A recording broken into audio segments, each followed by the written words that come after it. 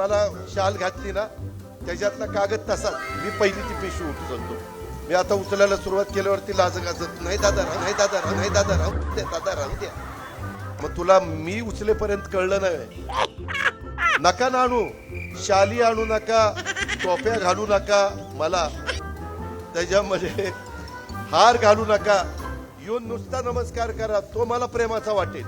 पण भला मोठा हार जेवढा मोठा हार तेवढी भीती वाटते.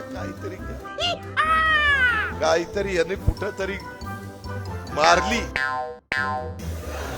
काय मारली ती बघा तुम्ही.